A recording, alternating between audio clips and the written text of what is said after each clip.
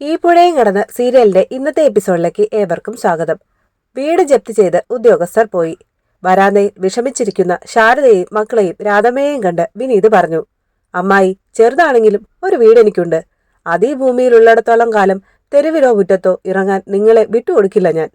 നിങ്ങൾ എനിക്ക് തരുന്ന സ്ഥാനം എന്താണെങ്കിലും നിങ്ങളെ ഓരോരുത്തരെയും ഞാൻ എന്റെ ഹൃദയത്തിലാണ് സൂക്ഷിക്കുന്നത്. ഞാനില്ലാതായാൽ കുടുംബം നോക്കണമെന്ന് അമ്മാവൻ എന്നെയാണ് പറഞ്ഞേൽപ്പിച്ചത്. അമ്മാവന്റെ സ്ഥാനത്ത് നിന്നാ നിങ്ങളെ ഞാൻ എന്റെ വീട്ടിലേക്ക് വിളിക്കുന്നത്. അങ്ങനെ വീട് വീണ്ടെടുക്കാനുള്ളത്ര പണം ഉണ്ടാക്കുന്നത് വരെ സുജാതയുടെ വീട്ടിൽ പോയി നിൽക്കാൻ എല്ലാവരും ശാരദയെ നിർബന്ധിക്കുകയാണ്. അവസാനം ശാരദ അത് സമ്മതിച്ചു. അങ്ങനെ വിനീതിന്റെ കൂടെ എല്ലാവരും സുജാതയുടെ അടുത്തേക്ക് പോവുകയാണ്.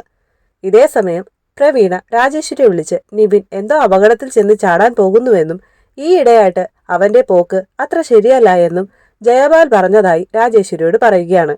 വിഷമിച്ചു വരുന്ന നിവിൻ രാജേശ്വരിയോട് 10 ലക്ഷം രൂപ വേണമെന്ന് ആവശ്യപ്പെടുന്നു. കാര്യം എന്താണെന്ന് പോലും അന്വേഷിക്കാതെ രാജേശ്വരി പണം തരാമെന്ന് ഏൽക്കുകയും ചെയ്യുന്നുണ്ട്. പിന്നീട് നിവിൻ പോയ ശേഷം രാജേശ്വരി അസിയോട് പറഞ്ഞു, ഇന്നു മുതൽ നിവിൻ എവിടെ പോകുന്നു, ആരോടൊക്കെ സംസാരിക്കുന്നു, പണം എന്തിനൊക്കെ ചിലവഴിക്കുന്നു എന്നെല്ലാം അപ്പപ്പോ രാജേശ്വരി അറിയിക്കണമെന്ന്. വിനീത് ശാരദയെയും മക്കളെയും കൂട്ടി സുജാതയുടെ അടുത്തെത്തി. എല്ലാവരെയും കണ്ട് എന്ത് പറ്റിയെന്ന് സുജാത ചോദിച്ചു. വീട് ജപ്തി ചെയ്തെന്നറിഞ്ഞ സുജാത അവരെ ആവുന്നത്ര പരിഹസിച്ചു. സഹികെട്ട് കാവേരി എല്ലാവരെയും കൂട്ടി തിരിച്ചു പോകാൻ ഒരുങ്ങുകയാണ്. പക്ഷേ വിനീത് അതിന് സമ്മതിച്ചില്ല. വിനീത് സുജാതയോട് പറഞ്ഞു, നൊന്ത് പ്രസവിച്ച മകൾക്ക് മനസാക്ഷിയില്ലാത്തതുകൊണ്ട് രാധമ്മ മരുമകൾക്കും ചെറുമക്കൾക്കും കൂടെ തെരുവിലേക്ക് പോയെന്നേ നാട്ടുകാർ പറയുള്ളൂ. ഇത് കേട്ട് സുജാത എന്തോ ആലോചിക്കുകയാണ്. അപ്പോൾ അടുത്ത എപ്പിസോഡിനായി നമുക്ക് കാത്തിരിക്കാം. അതുവരേക്കും ബായ്.